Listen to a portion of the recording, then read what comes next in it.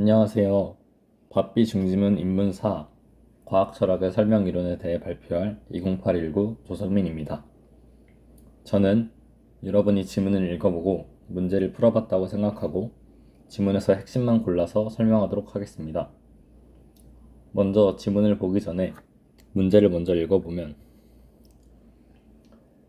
문제 1번은 일반적인 내용일치 문제이고 3번 문제는 지문에 등장하는 기억에 관한 문제이고 2번과 문제 4번은 햄펠의 설명이론에 관한 문제입니다. 문제를 통해서도 알 수 있듯이 이 지문을 읽을 때는 햄펠의 설명이론에 대해서 집중하면서 읽어야겠습니다. 이제 지문 설명을 시작하도록 하겠습니다. 먼저 1문단에서는 글의 소재를 파악하는 것이 중요한데 이 지문에서는 설명이 핵심 소재입니다. 그리고 2문단을 집중해서 읽어야 하는데 2문단에는 아까 문제에 많이 나온 햄펠의 설명이론이 나옵니다. 햄펠의 설명이론에 따르면 설명은 논증의 형식을 취해야 하고 설명항은 논증의 전제, 비설명항은 논증의 결과에 해당합니다. 그리고 햄펠의 설명은 세 가지 조건을 충족해야 한다고 했는데요. 첫째, 설명항에는 보편 법칙 또는 보편 법칙의 역할을 하는 명제가 하나 이상 있어야 한다. 둘째, 설명항에는 또 보편 법칙이 구체적으로 적용되는 맥락을 나타내는 선행 조건이 하나 이상 있어야 한다. 셋째, 피설명항은 설명항으로부터 건전한 논증, 즉 전제가 모두 참이라면 결론도 반드시 참이라는 건전한 논증을 통해 도출되어야 한다. 이 세 가지 조건을 모두 충족하는 논증에 한해서만 햄펠은 설명이라고 주장했습니다. 그리고 이 문단 끝부분에 보면은 햄펠의 설명이론의 의의가 나와 있는데요. 햄펠의 설명이론은 피설명항이 보편법칙의 개별 사례로 마땅히 일어날 만한 일이었음을 보여주기 위한 설명의 요건을 제시했다는 점에서 의의가 있다. 어떤 특정한 이론의 의의가 나오는 부분이므로 이 부분도 집중해서 읽어야겠습니다. 3문단을 보게 되면 역접의 접속사가 나왔으므로 여러분이 평소에 하시던 표시로 표시를 해줍니다.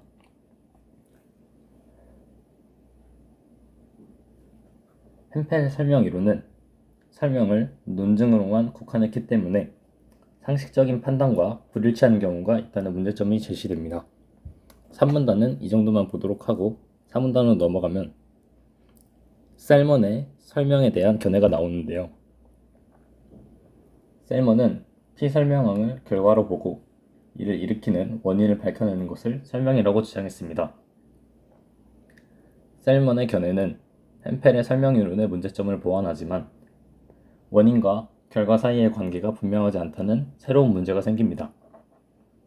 이러한 문제는 원인이 다수 존재하고 결과에 연쇄적으로 영향을 주기 때문에 발생합니다.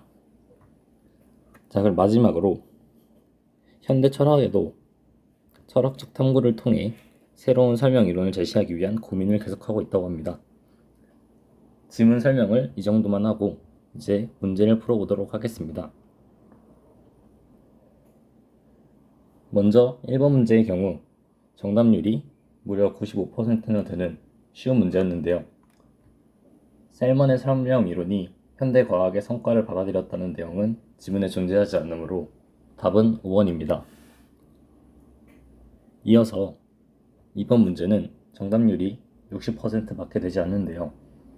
햄펠의 설명이론에 관한 문제이기 때문에 이번 문제를 풀 때에는 지문의 본번 이 부분을 참고하여 풀면 되겠습니다. 이번 문제의 정답은 1번인데 건전한 논증이라는 것은 설명이 되기 위한 하나의 조건일 뿐 다른 두 가지 조건을 만족하지 못하는 경우에는 설명이 되지 못하기 때문에 건전한 논증이라고 해서 반드시 설명이 되는 것은 아닙니다. 따라서 1번이 답이 되겠고요. 그 다음에 3번 문제를 풀어보면 지문의 기억 바로 아래에 결과를 일으키는 원인은 무수히 많고 연쇄적으로 얽혀있다고 되어 있으므로 답은 4번. 결과를 이야기한 정확한 원인을 확정하기 어렵다가 되겠습니다. 마지막으로 4번 문제를 풀어보면 햄펠의 설명 이론에 따르면 가에는 보편 법칙이 들어가야 하므로 리엘, 즉 광선을 반사하는 평면에 대한 광선의 반사값은 입사각과 같다는 과학적 사실이 들어가야 하고 P의 설명항에는 물음에 대한 결과가 들어가야 하므로 디귿 평면 거울 A에 대한 광선 B의 반사각은 30도이다. 그리고 빛이 반사되려면 평면 거울 A는 빛을 잘 반사해야 되고 입사각과 반사각이 같아야 하므로 빛의 입사각은 30도라는 선행 조건이 있어야 합니다. 따라서 나에는 기역과 니은이 들어가야 하므로 답은 4번입니다. 그 다음으로 지문에 나온 어휘풀이를 하도록 하겠습니다. 논증, 옳고 그름을 이유를 들어 밝힘 또는 그 근거나 이유. 보편법칙, 모든 것에 두루 미치거나 통하는 규범과 법칙. 국한하다, 범위를 일정한 부분에 한정하다. 인과, 원인과 결과를 아울러 이르는 말. 마지막으로 제가 조사한 추가 자료에 대해 설명하겠습니다. 저는 과학 철학의 사고실험에 대해 조사하였습니다. 이 사고실험이라는 주제는 21년도 수능 특강에 수록된 주제이기도 하고 지금까지 기출문제에 자주 나온 주제이므로 배경지식으로 알아두면 좋을 것 같아서 이 내용을 조사하였습니다.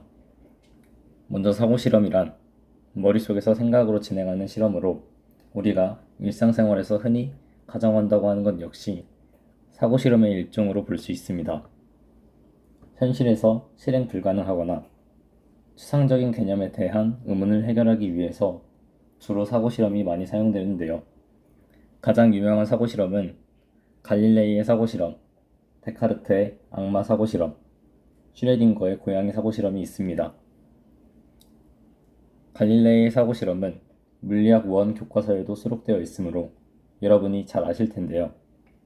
저는 최근 모의고사에서 자주 등장하는 양자역학에 관한 슈레딩거의 고양이 사고실험에 대해 간단히 설명하도록 하겠습니다. 상자 안에는 고양이가 있고 독가스가 담긴 병이 있으며 그 병이 망치에 의해 깨질 확률은 2분의 1, 즉 고양이가 생존할 확률도 2분의 1인데요. 양자역학의 핵심 개념인 불확정성과 이중성을 반박하기 위해서 이러한 사고실험을 진행했다고 합니다. 즉, 관찰하기 전에는 두 가지 상태가 중첩되어 있다는 양자역학적 견해를 고양이의 상태는 관찰하지 않아도 고양이가 죽었거나 살아있는 상태 하나만 존재하지 두 개의 상태가 중첩되어서 존재할 수는 없다고 슈레딩거는 주장하였습니다. 하지만 이러한 슈레딩거의 원래 의도와는 다르게 이 사고실험은 훗날 양자역학을 표현하는 가장 대표적인 사고실험이 되었다고 합니다. 추가적으로 사고실험이나 양자역학에 대해 알고 싶은 분은 유튜버나 인터넷 서칭을 활용해 주시기 바랍니다. 이상으로 20819 조성민 답비 발표 마치도록 하겠습니다. 감사합니다.